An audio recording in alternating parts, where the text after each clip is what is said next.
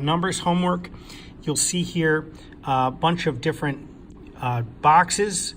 It's this idea that there's a relationship between mass, volume, and density, and we're going to explore the relationship.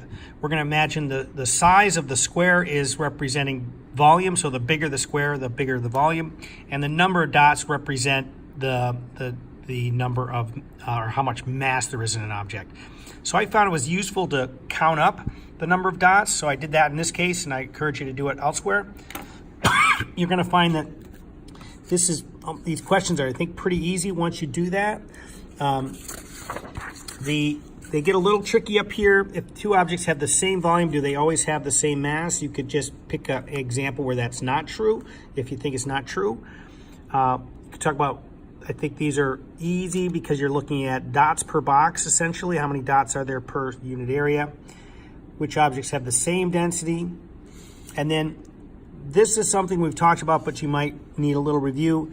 Two objects that are the same material, they should have the same density. Because the idea is if I take a piece of gold that's 19 grams per cubic centimeter in density, if I have a big piece of gold, it's going to still have a density equal to 19. If I have a small piece of gold, it's also going to have a mass volume density of 19. So it's independent of the size, but it's dependent on the material. Why does the object with the largest volume not have the largest mass also? So again, you can just begin to look at dots per box, and I think you'll have no trouble there. When you do this one, I wanted to give you a little help with this. I would encourage you, it says using squares and dots, draw two pictures of objects with different volumes and densities in the space below. The object with the smaller volume must have a smaller mass but greater density than the object with a greater volume.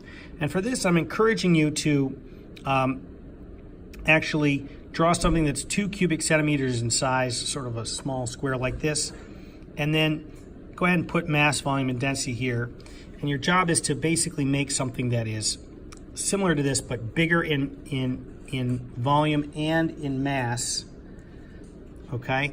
And then, but it should be, this one over here you draw should be smaller in density. So give that a try. Hopefully that'll help.